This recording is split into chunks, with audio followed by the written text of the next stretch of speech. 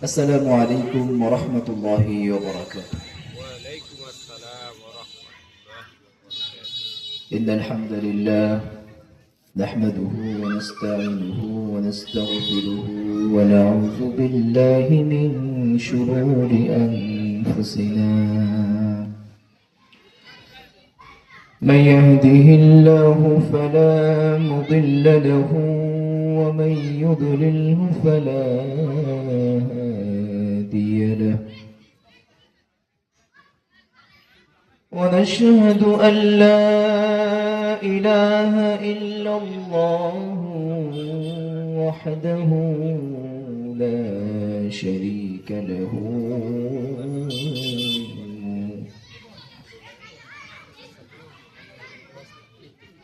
وهو الأحد الفرد الصمد لا إله إلا الله.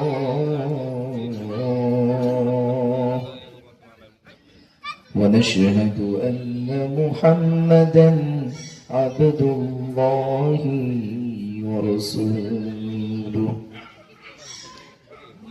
الذي أرسله بالحق بشيرا ونذيرا وداعيا إلى الله بإذنه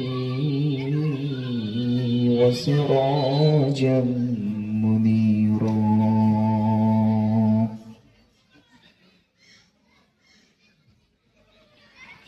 أما بعد فقد قال النبي صلى الله عليه وسلم: لو كان نبي بعدي لكان عمر، أو كما قال عليه الصلاة والسلام. শামসুল হক শিকদার জামে মসজিদ কমিটির উদ্যোগে 15তম বার্ষিক তাফসীরুল কোরআন মাহফিলের সম্মানিত সভাপতি অধ্যক্ষ মাওলানা আব্দুর রব হাশেমি, সাবেক অধ্যক্ষ জাজিরা শামসুল উলুম কামিল মাদ্রাসা ও খতিব শামসুল হক শিকদার জামে মসজিদ, 2 দিনব্যাপী এ বিশাল তাফসীরুল কোরআন মাহফিলের প্রধান অতিথি প্রথম দিন শেখ আব্দুল হাই মোহাম্মদ সাইফুল্লাহ, দ্বিতীয় দিন ডক্টর আবুল কালাম আজাদ বাশার হাফিজাহুমুল্লাহ তাআলা।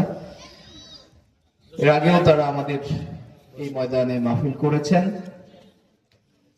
দেশব্যাপী এবং আন্তর্জাতিক পরিমণ্ডলে তারা দ্বীন এবং ইসলামের দাওয়াত বাংলা ভাষাভাষী মুসলমানদের মাঝে ছড়িয়ে দিচ্ছেন। আমরা শায়েখদ্বয় সহ আমন্ত্রিত সকল উলামায়ে কেরামের জন্য আল্লাহ রাব্বুল আলামিনের কাছে বুলন্দ মর্তবার দোয়া করছি, আল্লাহুম্মা আমিন। সম্মানিত ভাইরা, আজকের এই তাফসীরুল কোরআন মাহফিলে আমি আপনাদের সামনে ছোট্ট একটি হাদিস তেলাওয়াত করেছি। এটি তিরমিজি শরীফের একটি হাদিস। আমি খুব সংক্ষিপ্ত সময়ে আজকে আমার আলোচনার প্রথম পার্ট উপস্থাপন করব এবং আগামীকাল ইনশাআল্লাহ বিইজনিল্লাহ আলোচনার দ্বিতীয় পার্ট আপনাদের সামনে উপস্থাপন করব ইনশাআল্লাহ। মহাগ্রন্থ আল কোরআনুল কারীম আমাদের মানব জীবনে নাজিল হওয়ার যে দীর্ঘ 23 বছর সময়কাল রয়েছে, এর একটা হিকমত আছে। এই যে আমরা মহাগ্রন্থ কোরআনুল হাকিম দেখছি, এই কোরআন কত বছর সময় নিয়ে নাজিল হয়েছে? 23 বছর। কিন্তু অন্যান্য আসমানি কিতাবগুলো কিন্তু এভাবে দীর্ঘ সময় নিয়ে নাজিল হয় নাই, সেগুলো একেবারে নাজিল হয়ে গেছে একসাথে।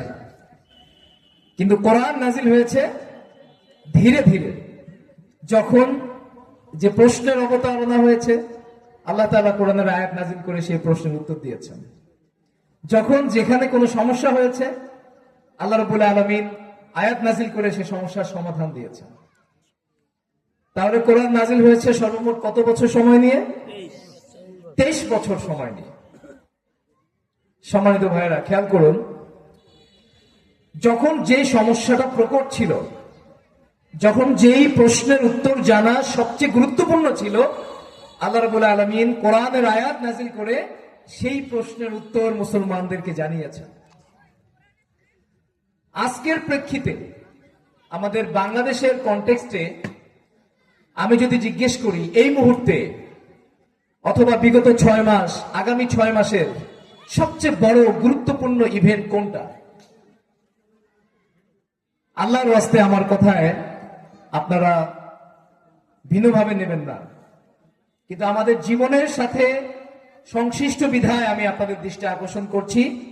বিগত 6 মাস বলি কিংবা আগামী 6 মাস বলি, অন্তত আগামী 12ই ফেব্রুয়ারি পর্যন্ত যদি বলি, তাহলে আমাদের বাংলাদেশের কনটেক্সটে সবচেয়ে গুরুত্বপূর্ণ ফেনোমেনন হচ্ছে একজন সৎ, যোগ্য, দক্ষ নেতৃত্ব নির্বাচন করা।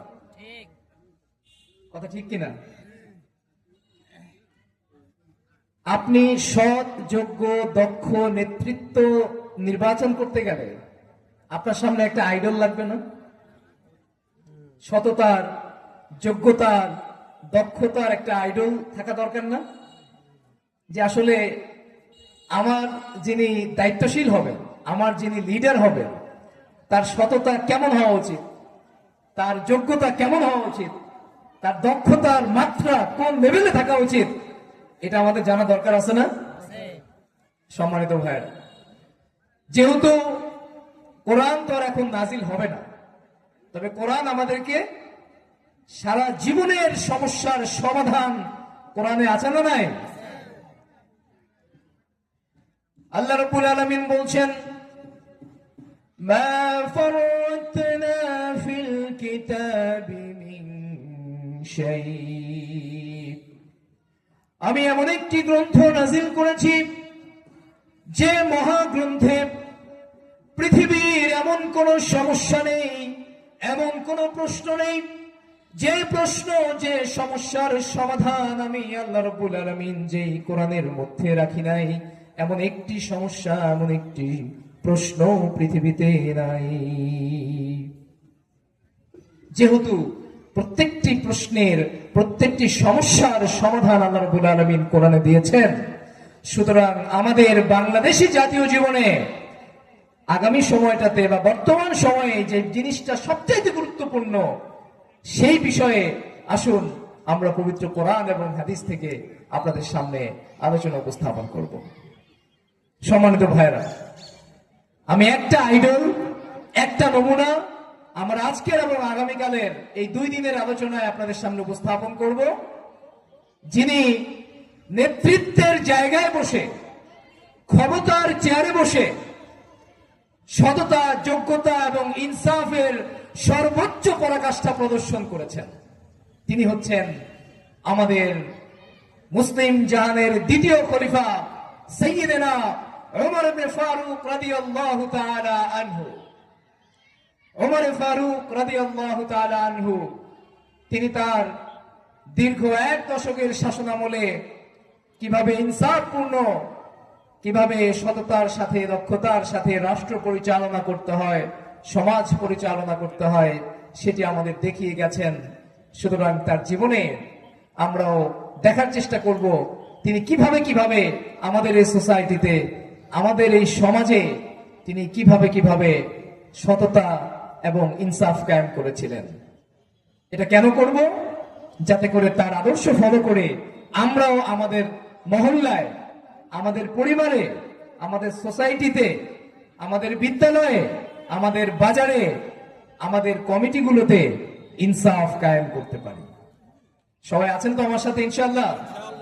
সম্মানিত ভাইয়েরা, যে ওমর ফারুক রাদিয়াল্লাহু তাআলা আনহু সম্পর্কে আলোচনা করব, তার সম্পর্কে প্রথমে কিছু বিষয় জেনে নেওয়া দরকার আছে না?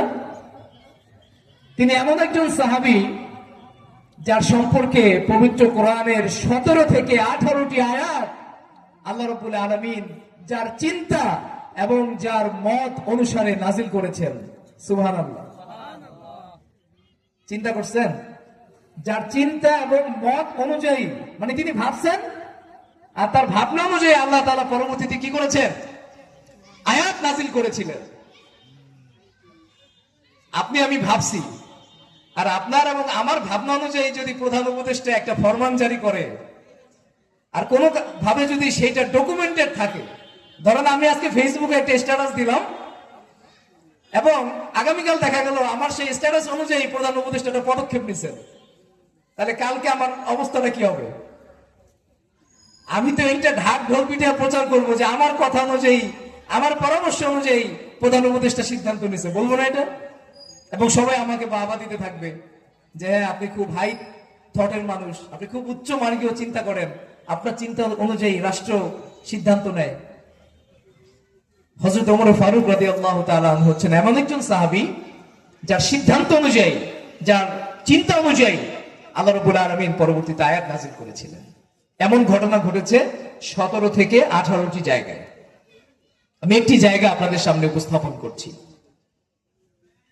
বদর যুদ্ধের পর যখন কাফের নেতৃবৃন্দকে বন্দী করে আনা হলো, এই বন্দীদের সাথে কি আচরণ করা হবে এটা নিয়ে হযরতে আবু বকর সিদ্দিক রাদিয়াল্লাহু তাআলা আনহু এবং হযরতে ওমর ফারুক রাদিয়াল্লাহু তাআলা আনহুর মাঝে একটা দ্বিমত দেখা গেল।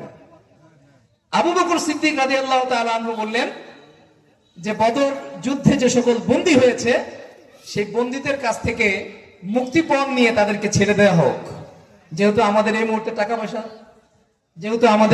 টাকা পয়সা নাই। মদিনায় মুসলিমরা নতুন রাষ্ট্র করছে, সেখানে দেশ গঠনে, রাষ্ট্র গঠনে অনেক টাকা পয়সা দরকার। আবু বকর সিদ্দিক রাদিয়াল্লাহু তাআলা আনহু এই পরামর্শ দিলেন, কিন্তু হযরত ওমর ফারুক রাদিয়াল্লাহু তাআলা আনহু গর্জে উঠলেন। ইসলামের বিপক্ষে যারা অবস্থান নিয়েছিল, ইসলাম বিধ্বংসী এবং মানবতার শত্রু যারা ছিল, তাদেরকে কোনো ছাড় নয়, বরং তাদেরকে যথা উপযুক্ত বদলা, তাদেরকে হত্যা করা, তাদেরকে শেষ করে দেওয়াই হচ্ছে এর প্রকৃত সমাধান। হযরত ওমর ফারুক রাদিয়াল্লাহু তাআলা আনহু যখন এই সিদ্ধান্ত দিলেন, এই পরামর্শ বা মতামত উপস্থাপন করলেন, আল্লাহ রাব্বুল আলামিন পবিত্র কোরআনের সূরা আনফালের 67 নম্বর আয়াত নাযিল করে হযরত ওমর ফারুক রাদিয়াল্লাহু তাআলা আনহুর এই মতকে সাপোর্ট করলেন। আল্লাহ রাব্বুল আলামিন বলছেন, মা কানা লিনাবিয়্যিন আন ইয়াকুনা লাহু উসরা হাত্তা ইউসখিনা ফিল আরদ। নবীর জন্য আছে পর্দার আয়াত যখন নাজিল হয়েছিল, আমরা হজ করতে গেলে যে মাকামে ইব্রাহিমে দাঁড়িয়ে 2 রাকাত সালাত আদায় করি, সেখানে মাকামে ইব্রাহিম কোন জায়গাটাতে হবে, এ ধরনের বেশ কয়েকটি সিদ্ধান্তের ক্ষেত্রে ওমর ফারুক রাদিয়াল্লাহু তাআলা আনহুর ভাবনা অনুযায়ী আল্লাহ রাব্বুল আলামিন পরবর্তীতে আয়াত নাযিল করেছিলেন। সম্মানিত ভাইরা, আমি যে সংক্ষিপ্ত হাদিসটি বলেছিলাম, লাউ কানা নাবিয়্যুন বাদি লাকানা উমর, আপনারা আজকের বাংলাদেশে অনেককেই শুনবেন যারা ভণ্ড নবী মির্জা গোলাম আহমদ কাদিয়ানী নাম শুনেছেন? কাদিয়ানীর নাম শুনেছেন? কাদিয়ানী, যিনি নিজেকে নবী দাবি করেছিলেন। এ ধরনের ঘটনা আমাদের নবী করিম সাল্লাল্লাহু আলাইহি ওয়াসাল্লামের ইন্তেকালের পরে, সেই সময় থেকে মুসাইলামতুল কাজ্জাবের পর থেকে তুলাইহা, সেই সময় থেকে শুরু করে পৃথিবীতে এখনো পর্যন্ত অনেকেই নিজেদেরকে নবী দাবি করে, কিন্তু মুহাম্মদুর রাসূলুল্লাহ সাল্লাল্লাহু আলাইহি ওয়াসাল্লাম সুস্পষ্ট কণ্ঠে বলেছিলেন, লাউ কানা নাবিয়্যুন বাদি লাকানা উমর, আমার পরে যদি আর কেউ নবী হয় বা হতো, তাহলে সেটা হতো হযরতে ওমর ফারুক রাদিয়াল্লাহু তাআলা আনহু। তিনি কি নবী হয়েছিলেন? নবী হন নাই। তার মানে হযরতে মুহাম্মদুর রাসূলুল্লাহ সাল্লাল্লাহু আলাইহি ওয়াসাল্লামের পরে আর কারো নবী হওয়ার কোনো সুযোগ নাই। সুতরাং যারাই নিজেদেরকে নবী দাবি করবে অথবা নিজেদেরকে অন্য কোনো নবী, অন্য কাউ কোনো শেষ নবী হিসেবে নিজেকে দাবি করবে, নিজেদেরকে অন্য কোন শেষ নবীর ফলোয়ার দাবি করবে, নিঃসন্দেহে তারা কাফের। এবং তাদেরকে যারা কাফের মনে করবে না, তারাও কাফের। কুফরের এই মাসলাটা খুব সেন্সিটিভ মাসলা। কাফেরদেরকে যারা কাফের মনে করে না, সেও কি কাফের। আবার কোন মুসলমানকে যদি কেউ কাফের মনে করে, তাহলে সেও কিন্তু আর মুসলমান থাকে না। খুব সেন্সিটিভ। এজন্য যাকে তাকে হুটহাট কাফের ফতোয়া দিয়ে দিবেন, সেই সুযোগ নাই, সেই সুযোগ নাই। মিজানুর রহমান আজহারী হাফিজাহুল্লাহ, তিনি যখন 2018-19 দিকে বিভিন্ন বিষয়ে আলোচনা করতেন, তখন কোন একটি বিষয় হয়তো তার স্লিপ অফ টাং হোক অথবা গবেষণাগত খাতা হোক, যাই হোক না কেন, বিভিন্ন সময়ে তার সমালোচনা করতে গিয়ে অনেককেই শুনেছি তারা মিজানুর রহমান আজহারীকেও কাফের ফতোয়া দিয়েছে। নাউজুবিল্লাহ, দিয়েছে না? দেখি যারা সচেতন আছেন আপনারা জানেন। কিন্তু মনে রাখবেন, কোন মুসলমানকে কাফের ফতোয়া দেয়া যায় না, এবং কোন কাফেরকেও মুসলমান হিসেবে বিশ্বাস করা যায় না। সুতরাং আমার দেশে যারা গোলাম মোহাম্মদ কাদিয়ানীকে নবী হিসেবে বিশ্বাস করে, যারা আমার নবী মুহাম্মদুর রাসূলুল্লাহ সাল্লাল্লাহু আলাইহি ওয়াসাল্লামকে শেষ নবী মানতে চায় না, তারা সুস্পষ্ট কাফের, সুস্পষ্ট কাফের, সুস্পষ্ট কাফের। সম্মানিত ভাইরা, বলছিলাম ওমর ফারুক রাদিয়াল্লাহু তাআলা আনহুর ব্যাপারে। ইসলামের দ্বিতীয় খলিফা। ইসলামের সোনালী ইতিহাসে কয়জন খলিফা ছিলেন? 4 জন খলিফা ছিলেন। 1 নম্বরে কে? হযরত আবু বকর সিদ্দিক রাদিয়াল্লাহু তাআলা আনহু। 2 নম্বরে কে? ওমর রাদিয়াল্লাহু তাআলা আনহু। 3 নম্বরে উসমান রাদিয়াল্লাহু তাআলা আনহু। 4 নম্বরে হযরতে আলী রাদিয়াল্লাহু তাআলা আনহু। 30 বছরের শাসনামল ছিল এই সোনালী সময়। ইসলামের ইতিহাসে সবচেয়ে সোনালী সময়। এদেরকে বলা হচ্ছে খোলাফায়ে রাশেদা। কি বলা হচ্ছে? খোলাফায়ে রাশেদা। হযরতে ওমর ফারুক রাদিয়াল্লাহু তাআলা আনহু, আরেকটি গল্প আমি তার সম্পর্কে আপনাদের সাথে শেয়ার করি। মুহাম্মদুর রাসূলুল্লাহ সাল্লাল্লাহু আলাইহি ওয়াসাল্লাম যখন ইন্তেকাল করলেন, মুহাম্মদ সাল্লাল্লাহু আলাইহি ওয়াসাল্লাম যখন ইন্তেকাল করলেন, ইন্তেকালের পরে তিনি যেহেতু মুসলিম শাসনামলের প্রধান ছিলেন, ইসলামিক স্টেটের প্রধান ছিলেন কে তখন? মুহাম্মদ সাল্লাল্লাহু আলাইহি ওয়াসাল্লাম নিজে। মুহাম্মদ সাল্লাল্লাহু আলাইহি ওয়াসাল্লাম নিজেই তখন মদিনা রাষ্ট্রের কি ছিলেন? প্রধান ছিলেন, রাষ্ট্রনায়ক ছিলেন। রাষ্ট্রনায়ক, শাসন, এগুলো তো ওয়াজ মাহফিলে বললেও খুব আবার ইয়া লাগে। মানুষ তো সব জায়গায় শুধু রাজনীতি খুঁজে পায়। মুহাম্মদ সাল্লাল্লাহু আলাইহি ওয়াসাল্লাম ছিলেন মদিনা রাষ্ট্রের প্রধান। তিনি যখন ইন্তেকাল করলেন, তখন সাহাবায়ে কেরামের মাঝে একটা মতবিরোধ দেখা দিল যে আমাদের এই মুহূর্তে ফার্স্ট ডিউটি কোনটা, প্রথম কাজ কোনটা? আমরা কি মুহাম্মদ সাল্লাল্লাহু আলাইহি ওয়াসাল্লামের লাশ আগে দাফন করব, নাকি আগে মুহাম্মদ সাল্লাল্লাহু আলাইহি ওয়াসাল্লামের চেয়ারে কাউকে বসাবো? খুব ভালো করে খেয়াল করবেন এবং ইতিহাস পড়লে আপনারা এটা জানবেন। সাহাবীদের মধ্যে একটা মতবিরোধ দেখা দিল যে কোনটা বেশি গুরুত্বপূর্ণ। তখন সিদ্ধান্ত হলো যে আমরা আগে একজন খলিফা, একজন রাষ্ট্রনায়ক, আমিরুল মুমিনিন নির্বাচন করে এরপর আমরা মুহাম্মদুর রাসূলুল্লাহ সাল্লাল্লাহু আলাইহি ওয়াসাল্লামের লাশ দাফন করব। শুধু একটা ঘটনা যদি আমরা চিন্তা করি, তাহলে আমাদের মুসলিম জীবনে অথবা ইসলামে, কোরআনে, রাসূলুল্লাহ সাল্লাল্লাহু আলাইহি ওয়াসাল্লামের জীবনে রাজনীতি আছে কি নাই আপনারা উত্তর পেয়ে যাবেন। শুধু এই একটা ঘটনা যদি চিন্তা করেন যে চেয়ারে আগে বসাইতে হবে নাকি মুহাম্মদুর রাসূলুল্লাহ লাশ আগে দাফন করতে হবে, এই একটা ঘটনা চিন্তা করলে উত্তর পেয়ে যাবেন। সর্বপ্রথম ব্যক্তি হিসেবে হযরত ওমর রাদিয়াল্লাহু তাআলা আনহু তখন হযরত আবু বকর সিদ্দিক রাদিয়াল্লাহু তাআলা আনহুর হাতে বায়াত গ্রহণ করেছিলেন। সুবহানাল্লাহ। তখন তো বুঝতে পারতেছিল না যে কে হবেন তাহলে মুসলিম রাষ্ট্রের রাষ্ট্রপতি, আমরা কাকে নির্বাচন করব। তখন প্রথম ব্যক্তি হিসেবে হযরত আবু বকর সিদ্দিক রাদিয়াল্লাহু তাআলা আনহুর হাতে কে বায়াত গ্রহণ করেছিলেন? হযরত ওমর রাদিয়াল্লাহু তাআলা আনহু। তাহলে ইসলামের ইতিহাসে ওমর রাদিয়াল্লাহু তাআলা আনহু কতটা গুরুত্বপূর্ণ বুঝতে পেরেছেন? কতটা গুরুত্বপূর্ণ বুঝতে পেরেছেন? অনেক গুরুত্বপূর্ণ। এ কারণেই গানে গানে কবি বলেছিলেন, প্রভু তুমি বলেছ রাসূল দেবে না, প্রভু তুমি বলেছ রাসূল দেবে না, বলনি দেবে না ওমর, বলনি দেবে না হামজা তারিক, খালিদ বিজয় সমর।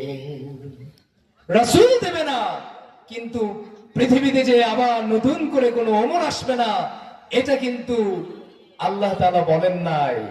সুতরাং আজকের কন্টেস্টে শুধু বাংলাদেশ নয়, সারা পৃথিবীতে যদি আবার নতুন করে ইসলামের পতাকা উড্ডীন করতে হয়, আরেকজন ওমরের প্রয়োজন আছে না নাই?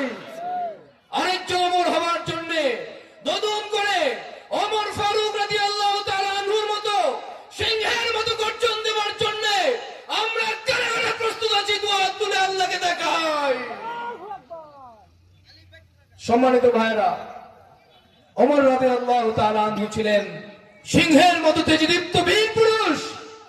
ইসলাম গ্রহণ করার পর যখন রাসূলুল্লাহ সাল্লাল্লাহু আলাইহি ওয়াসাল্লামের দরবারে গেলেন এবং বললেন, ইয়া রাসূলুল্লাহ, আলাইসা আলা দীনিল হক, আমরা কি সত্য দ্বীনের উপরে নাই?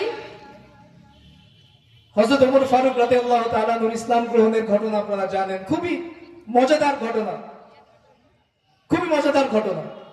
এবং এখানে তিনটা জিনিস কাজ করেছে, তিনটা জিনিস। প্রথমত রাসূলুল্লাহ সাল্লাল্লাহু আলাইহি ওয়াসাল্লাম তার জন্য নিজেই দোয়া করেছিলেন। সুবহানাল্লাহ বলবেন না? তার জন্য, তার ইসলাম গ্রহণ করার জন্য দোয়া করেছে কে? আল্লাহ রাসূল নিজে। আমরা কি করি? কেউ যদি ইসলাম না মানে, ইসলামের পথে বাধা দেয়, আমাদের কাজ হলো তার অনেক সময় মাইন্ড করি, ঠিকই বলছে, আবার অনেক সময় গালিগালাজ করি, সমালোচনা করি, ঠিক না? ওমর রাদিয়াল্লাহু তাআলা আনহু ইসলাম গ্রহণের জন্য স্বয়ং দোয়া করেছেন রাসূলুল্লাহ সাল্লাল্লাহু আলাইহি ওয়াসাল্লাম।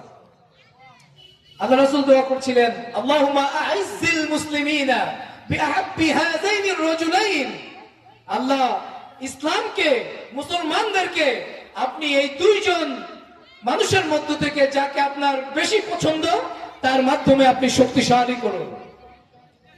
আপনি আর আমি কয়জনের জন্য দোয়া করছি?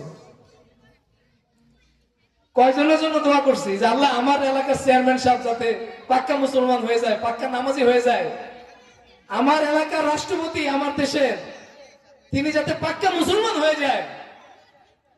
আমরা কয়দিন নামাজ শেষে গভীর রাতে তার জন্য দোয়া করছি। ছেলে মেয়ের জন্য তো দোয়া করি না, সমস্ত দোয়ার দায়িত্ব দিয়ে দিছি কারে? হুজুরে, যে হুজুর দোয়া করেন আমার ছেলের জন্য, আমার মেয়ের জন্য। কিন্তু ছেলের জন্য, মেয়ের জন্য সবচেয়ে কার্যকর দোয়া কার? সবচেয়ে কার্যকর দোয়া কার? বাপ মা তাও যদি একটু করে, কিন্তু ছেলে মেয়েরা বাপ মার জন্য দোয়া করা মনে ভুলে গেছে। এই দায়িত্ব 100% মনে হয় যেন ওই মসজিদের ইমাম সাহেবের। আমার ভাইরা, আল্লাহ রাব্বুল আলামিন বাবা মায়ের জন্য সবচাইতে সুন্দর দোয়া শিখিয়ে দিয়েছেন। ছেলে মেয়েরা বলবে, রব্বির হামহুমা কামা রাব্বায়ানি সগীরা। ছোট্টবেলায় আমার বাবা, আমার মা আমাকে যেভাবে লালন পালন করত, আয় রব্বুল আলামিন, বিশ্বজাহানের প্রতিপালক, তুমি আমার বাবাকে, আমার মাকে সেই ছোটবেলায় আমাকে যেভাবে আদর করেছে, যেভাবে স্নেহ দিয়েছে, আমাকে যেভাবে লালন পালন করেছে, তুমি আমার বাবা মাকে এই কবরের অন্ধকার জগতে তুমি তাকে ঠিক সেইভাবে আদর রেখো, সেভাবেই ভালোবাসায় রেখো, সেভাবেই তাকে যত্নে রেখো। বাপ মার জন্য সবচেয়ে কার্যকর অস্ত্র হলো আমাদের সন্তানদের দোয়া। এই দোয়াটা সবার মুখস্থ আছে? আমার সাথে বলেন সবাই, রব্বির হামহুমা কামা রাব্বায়ানি সগীরা, রব্বির হামহুমা كما ربياني صغيرا رب ارحمهما হায় আমার রব আপনি তাদের উপরে রহমত করেন। ইরহাম, রহম শব্দটা, আমি একটু ভিন্ন দিকে চলে যাচ্ছি প্রসঙ্গক্রমে। রহম শব্দটা, এই যে আমরা বলি না আল্লাহ তো রহমান রহিম, বিসমিল্লাহির রহমানির রহিম, আলহামদুলিল্লাহি রব্বিল আলামিন, তারপরে কি আর রহমানির রহিম। এই যে রহম, রহমান, রহিম, এই শব্দটা আসছে কোথা থেকে জানেন? মায়ের গর্ভকে আরবিতে বলা হয় রেহেম। মায়ের গর্ভ, একটা শিশু সন্তানের জন্য সবচেয়ে নিরাপদ জায়গা কোনটা? মায়ের গর্ভ। সাইন্টিফিক্যালি প্রুভড, মায়ের গর্ভে যতটুকু উষ্ণতা দরকার, যতটুকু শীতলতা দরকার, ঠিক 100% মেজারেবল উষ্ণতা এবং শীতলতা আল্লাহ রাব্বুল আলামিন মায়ের গর্ভে দিয়েছেন। সুবহানাল্লাহ। সুতরাং সেই রহম শব্দ থেকে আসছে রহমান এবং রহিম। আমরা আমাদের বাবা মার জন্য সেই দোয়াটাই করি, রব্বির হামহুমা, আপনি রহমত করেন। মায়ের গর্ভে আমি যতটুকু সেফ ছিলাম, যতটুকু নিরাপদ ছিলাম, হে আল্লাহ আমার বাবা এবং মাকে এই অন্ধকার কবরে তাকে আপনি ততটুকু সেফ রাখেন, ততটুকুই নিরাপদ রাখেন। সম্মানিত ভাইরা, ওমর ফারুক রাদিয়াল্লাহু তাআলা আনহুর ইসলাম গ্রহণের কথা বলছিলাম। সর্বপ্রথম তার জন্য দোয়া করেছিলেন রাসূল করিম সাল্লাল্লাহু আলাইহি ওয়াসাল্লাম নিজে। এবং শক্তিশালী মানুষ ছিল দুজন, আবু জাহেল এবং ওমর। এই দুজনের একজনের জন্য আল্লাহ রাসূল দোয়া করেছিলেন। ইসলামকে শক্তিশালী করার জন্য আল্লাহ রাসূলের দুরবি যে তার যে দূরদৃষ্টি, খুব ভালো করে খেয়াল করেন। আমরা যারা দাওয়াতি কাজ করি, সমস্ত দাওয়াতি কাজ অনেক সময় দেখা যায় যে শুধু মসজিদের ইমাম, মুয়াজ্জিন সাহেব, মাদ্রাসার হুজুরদেরকে দেই। আল্লাহ রাসূল টার্গেট করেছেন কাকে?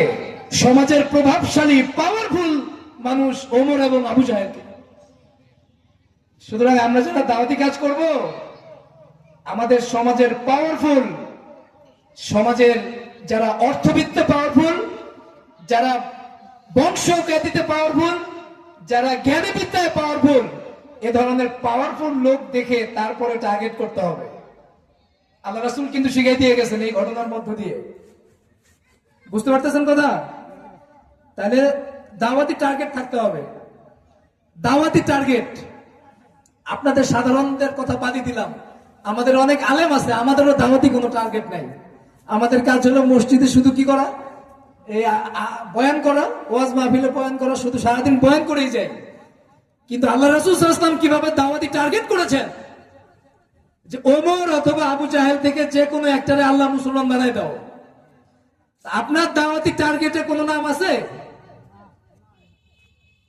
না থাকলে দাওয়াতি টার্গেটে নাম লিখতে হবে। বাসায় গিয়ে খাতা লিখতে হবে যে আল্লাহ আমার টার্গেট হচ্ছে আগামী জানুয়ারি মাসের মধ্যে আমার যে ফুফা আছে, আমার যে ভাইকনা আছে, আমার যে খালা আছে, ওই খালার আমি নামাজি বানাবো। পারবেন না ইনশাআল্লাহ? কথা ভালো করে বুঝবেন, দাওয়াতি টার্গেট দিয়ে কাজ করতে হবে। সারাদিন শুধু ওয়াজ শুনলাম আর ওয়াজ করলাম, আমার ওয়াজে আমি তো জানি না যে আসলে আপনারা কতটুকু নিবেন বা নিবেন না। আপনারা তো অনেকে জাজ করতেছেন যে দেখি হাসান কেমন ওয়াজ করে। অনেকে এটা হয়, এটা আমাদের হিউম্যান নেচার। কিন্তু কাজের কাজ হবে যদি আপনি দাওয়াতি টার্গেট করেন। দাওয়াতি টার্গেট করেন, খাতায় লিখতে হবে, শুধু মুখে বললে হবে না। এটা খাতার মধ্যে লিখবেন যে আমার টার্গেট হচ্ছে আগামী মাসের মধ্যে ওই যে আমার ভাগ্নে একটা আছে, হয়তো সুদ খায়, হয়তো ঘুষ খায়, আমি ওরে সুদ থেকে ফিরাবো, ওরে ঘুষ থেকে ফিরাবো, ওরে নামাজি বানাবো।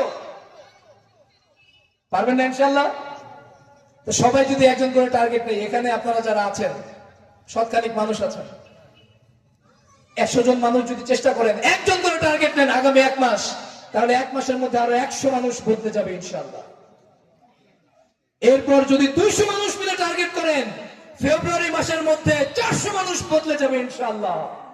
এ কারণে কবি বলেছিলেন, যুগ জামানা পাল্টে দিতে চাই না অনেক জন। যুগ জামানা পাল্টে দিতে অনেক মানুষ দরকার নাই, এক অমরি আনতে পারে যুগের জাগরণ। একজন মানুষ যুগের জাগরণ আনার জন্য যথেষ্ট।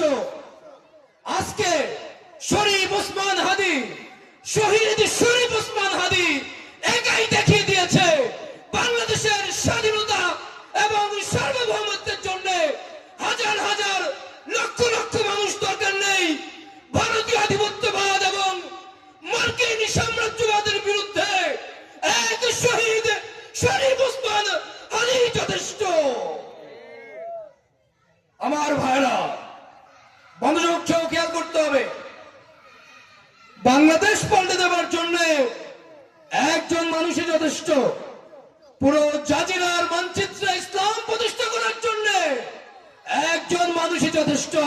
আমরা সিদ্ধান্ত নিতে পারি ইনশাআল্লাহ। আমরা কি সিদ্ধান্ত নিতে পারবো ইনশাআল্লাহ? ইনশাআল্লাহ পারবো সবাই। সিদ্ধান্ত নিতে হবে। فَإِذَا عَزَمْتَ فَتَوَكَّلْ عَلَى اللَّهِ। এবং যখন আপনি সিদ্ধান্ত গ্রহণ করবেন, সিদ্ধান্ত গ্রহণ করার পর আপনি আল্লাহর উপর ভরসা করে মাঠে নেমে পড়ুন। আস-সা'য়ু মিন্না ওয়াল ইতমানু মিনাল্লাহ। প্রচেষ্টা, কাজ করা আমাদের দায়িত্ব, সেটাকে সফল করা কার দায়িত্ব? আল্লাহর দায়িত্ব। কাজ করা আমাদের দায়িত্ব, আর সফলতার দায়িত্ব কার? আল্লাহ। সুতরাং যাদেরকে আমরা টার্গেট করব দাওয়াতি কাজে, তাদেরকে, তাদের পেছনে আমরা মেহনত করব, কিন্তু তাকে হেদায়েত দেওয়ার মালিককে, হেদায়েত দেওয়ার মালিককে। হয়তো আপনি টার্গেট করেছেন, হেদায়েত হয় নাই, আল্লাহ রাব্বুল আলামিন আশা করা যায় এর জন্য আমাকে তো অবশ্যই রিওয়ার্ড দিবেন, পুরস্কার দিবেন। আর তার হেদায়েত হয়তো এখন হয় নাই, 6 মাস পরে, 6 বছর পরে, 60 বছর পরে তো হেদায়েত হইতে পারে, নাকি? হতে পারে। আল্লাহ তাআলা কখন করবেন আল্লাহ তাআলা ভালো জানেন। সম্মানিত ভাইরা, আজকের আলোচনা দীর্ঘ করছি না। আমি আজকের এই পর্বে ওমর ফারুক রাদিয়াল্লাহু তাআলা আনহুর ব্যক্তি জীবন সম্পর্কে কিছু আলোচনা আপনাদের সামনে উপস্থাপন করেছি। আল্লাহ রাব্বুল আলামিন যদি আমাকে তৌফিক দান করেন, আগামীকাল ইনশাআল্লাহ আমি ওমর রাদিয়াল্লাহু তাআলা আনহুর যে ইনসাফপূর্ণ সুশাসন ব্যবস্থা ছিল, তিনি কিভাবে একজন সৎ শাসক এবং কিভাবে একজন ইনসাফকারী শাসক হয়ে গেলেন, তার মধ্যে কি গুণ ছিল, এবং শাসন ব্যবস্থায় তিনি পৃথিবীর ইতিহাসে প্রথমবারের মতো কি কি কাজ, কি কি মডেল উপস্থাপন করেছেন, সেই বিষয়গুলো নিয়ে ইনশাআল্লাহ আগামীকাল বাদ মাগরিব সংক্ষিপ্ত আলোচনা করব ইনশাআল্লাহ। আপনাদের সকলের আমন্ত্রণ রইল আগামীকাল।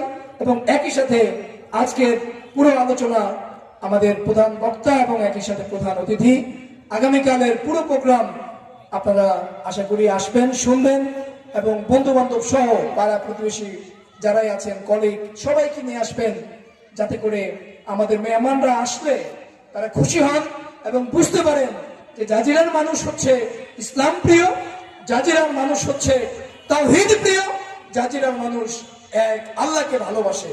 আমরা সবাই এক আল্লাহকে ভালোবাসি তো ইনশাআল্লাহ। ইনশাআল্লাহ আল্লাহ রাব্বুল আলামিন আমাদের তৌফিক দান করুন।